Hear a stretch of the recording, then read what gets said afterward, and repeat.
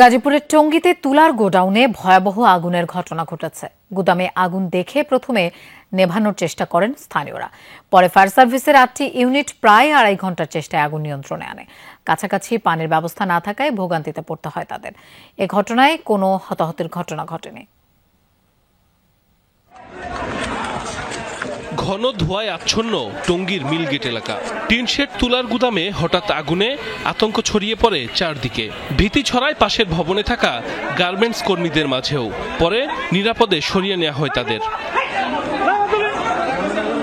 Mill gate cooperative society মার্কেটে ঘটে অগ্নিকাণ্ডের ঘটনা। স্থানীয়রা জানায়, গুদামে আগুন দেখে প্রথমে নেভানোর চেষ্টা করেন তারা। পরে টঙ্গী সহ আশপাশের ফায়ার সার্ভিসের 8টি ইউনিট ঘটনাস্থলে পৌঁছে আগুন নিয়ন্ত্রণে কাজ শুরু করে। কাছাকাছি পানির ব্যবস্থা না থাকায় ভোগান্তিতে পড়তে হয় তাদের। খবর পেয়ে সিটি কর্পোরেশনের কয়েকটি পানির গাড়ি ফায়ার সার্ভিসকে সহায়তা করে। প্রায় 2.5 ঘন্টার চেষ্টায় নিয়ন্ত্রণে আসে আগুন।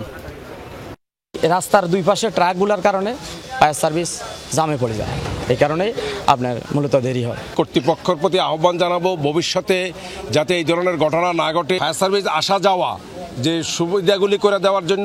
ফায়ার সার্ভিস যখন জানিয়েছে যে সিটি কর্পোরেশনকে এখানে পানির সংকট, তৎক্ষণাৎই আমরা আমাদের 3টা ফায়ার সার্ভিসকে সাপোর্ট দেওয়ার জন্য ওয়াটার বোজার নিয়ে এবং 50 জন শ্রমিক নিয়ে আমরা ফায়ার সার্ভিসকে সহযোগিতা করতেছি। তাৎক্ষণিকভাবে আগুনের সূত্রপাত সম্পর্কে জানাতে পারেনি ফায়ার সার্ভিস। এই ঘটনায় হতাহতের কোনো খবর পাওয়া যায়নি। সংবাদ প্রাপ্তির সাথে সাথে আমরা যখন সংবাদ পাই তখন টঙ্গী ফায়ার স্টেশন থেকে 3টা ইউনিট আসে। উত্তর এবং পূর্ব পাশে আগুনটা থাকার কারণে প্রথম তারা ফায়ার ফাইটিং শুরু করে। পাশে ছিল 6তলা গার্মেন্টস, যাতে গার্মেন্টসের ছড়ানো 7 জন ব্যারিকেড দেওয়া হয়। পরবর্তীতে পশ্চিম পাশ, দক্ষিণ পাশ সব দিকে ব্যারিকেড দেওয়া হয়। উত্তরাধিকার দুইটা গাড়ি আসে, 2টা ইউনিট, এবং গাজীপুর থেকে 2টা ইউনিট। গুদামটিতে অন্তত কয়েক কোটি টাকার মালামাল ছিল বলে দাবি কর্তৃপক্ষের। সাইফ আহমেদ, যমুনা নিউজ। দর্শক, এই বিষয়ে আমরা আরো জানবো। আমাদের সাথে যোগ দিচ্ছেন সহকর্মী পলাশ প্রধান।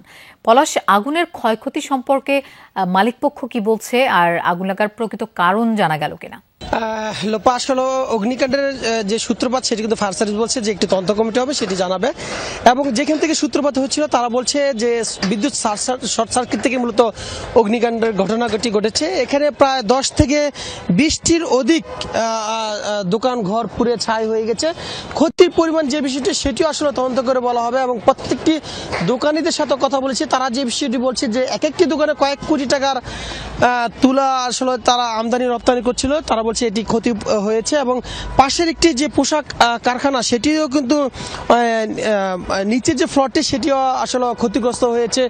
এখন পর্যন্ত যদি বলি সেক্ষেত্রে বলবো যে আগুনের যে নিয়ন্ত্রণ হয়েছে এখন পর্যন্ত তারা কিন্তু ডাম্পিং এর যে কাজগুলো সেগুলো আসলে করছে।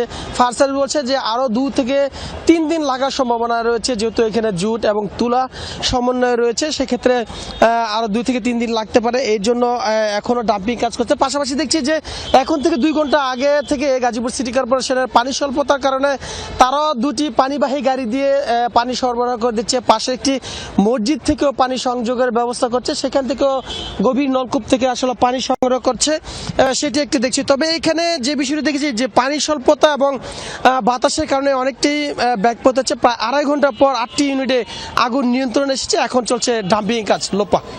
পলাশ, আপনাকে ধন্যবাদ আমাদের সাথে যোগ দেওয়ার জন্য।